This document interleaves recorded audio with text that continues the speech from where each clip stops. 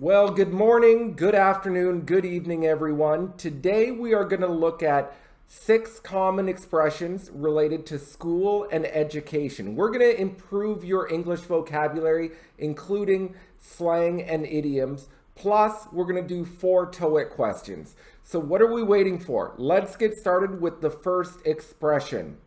Number 1, it's to pull an all-nighter. Notice my pronunciation. Pull an all-nighter.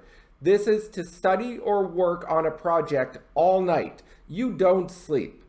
For example, I had put off writing the essay for weeks, so I had to pull an all-nighter the day before it was due. So I spent all night working on the essay. I pulled an all-nighter. Now, if you look at this sentence, you can see the term put off. Put off can mean delay or postpone. Let's look at another example. You look exhausted. I am. I pulled an all-nighter studying for the final exam. I'm going to go home and crash. Okay, so if he goes home and crashes, that means just sit on the couch, do nothing. But this person pulled an all-nighter. The next term is flunk. Now, if you flunk a test, if you flunk an exam, that means you fail. Here's an example. I flunked the midterm, so I definitely need to pass the final exam if I want to pass this course. Now, flunk is slang, but it's quite common. So flunk an exam. I flunked a test. Number 3, to bust someone doing something. To bust someone. That's to catch someone when they're doing something wrong or illegal. So the common form is the authority, the group with power, bust someone, verb ing, or bust someone with noun. Here's an example. My teacher busted me cheating on the test and said I would get a 0. So my teacher caught me cheating.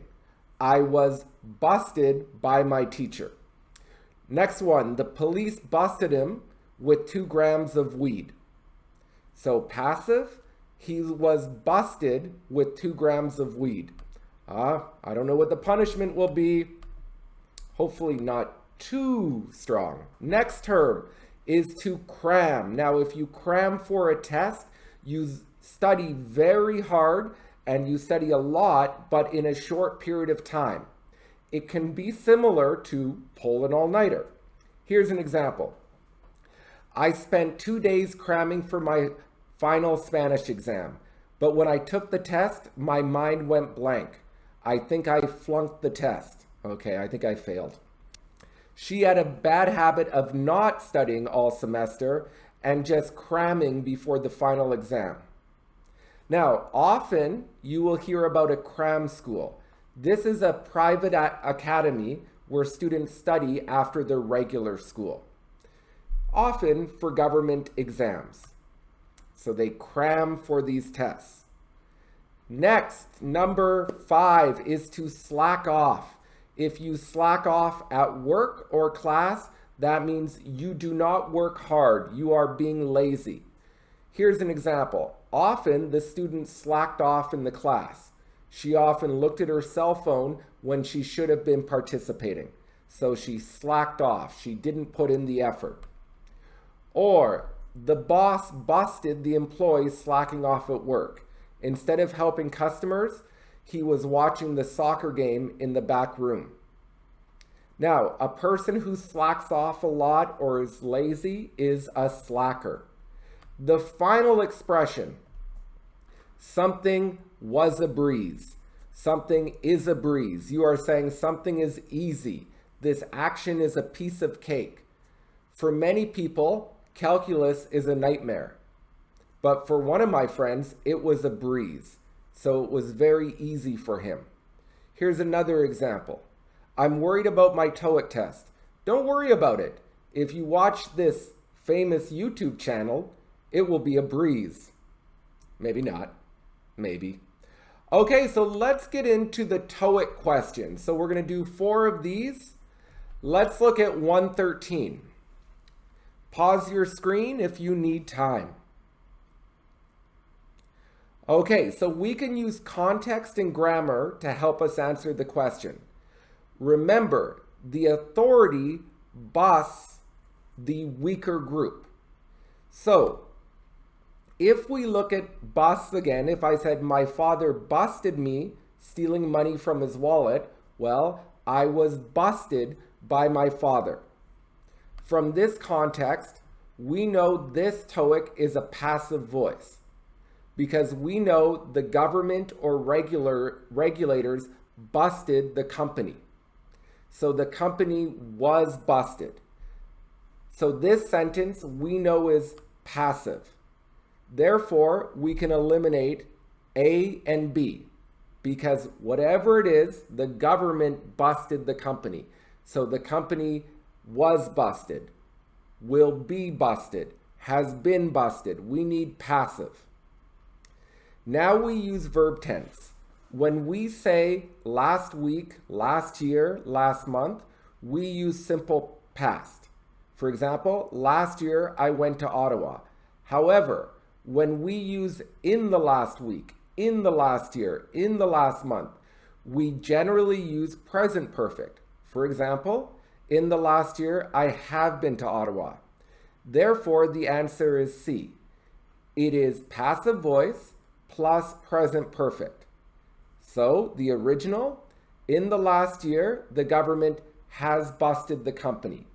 In the last year, the company has been busted. That is passive. So answer is C, no problem. Okay, 121.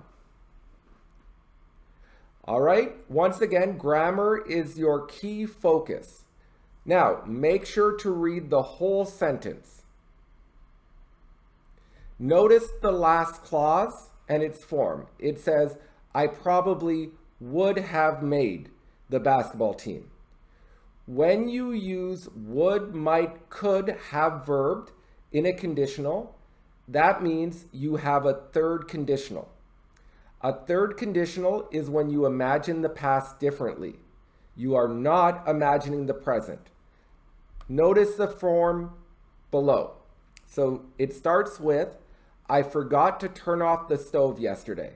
A small fire started because of this.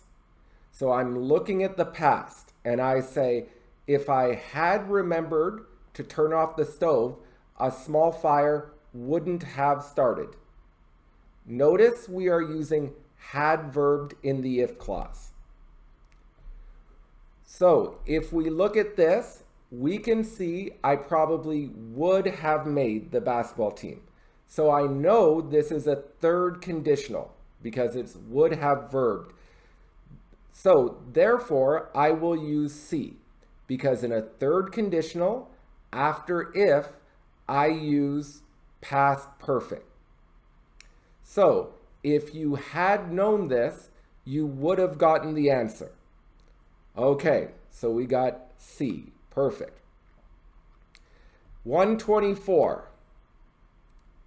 Once again, read the whole statement to get the idea. Now, after believe that, you need subject verb. For example, I believe that this question, that's my subject, can confuse, that's my verb, students. The verb in this Toeic statement is already there. It says is the best approach. So we need a subject. Cram is a verb. It is not a subject. Cramming is a gerund noun. Cramming. We can use the verb cramming, cram. We can't use the verb as the subject because I said we need a noun form. So eliminate A and B. So now it is C or D. From context, a student studies for a test. So the same is true with cram. A student crams for a test. They don't cram a test. They cram why? For a test. Therefore, the answer is D, cramming for. It is a noun, cramming for, it's a gerund noun, which we need, plus we need that preposition for. 127. Okay, we can use grammar and context to get this answer. First, after addition to, you need a noun form. We don't use verb or subject verb. Let's look at some examples. Notice the correct form says, in addition to losing my wallet. This is a gerund noun. Or in addition to the loss of my wallet. This is a noun. That is correct. The other ones are wrong. So we can eliminate A and D because these are not nouns. Now we have two choices. Well, in the main clause, it said he was also caught. So they caught him. He was caught. This is passive. Someone caught him. He was caught. The same is true with busted. Someone busted him. He was busted. So he was busted for cheating. Now we need to turn the main verb into a noun. So instead of was busted, being busted, because it's coming after addition to. Therefore, the answer is C.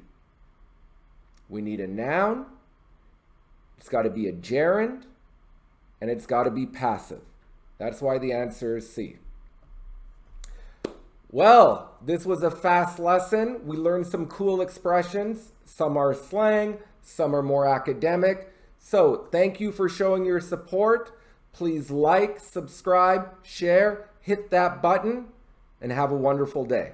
Talk to you soon.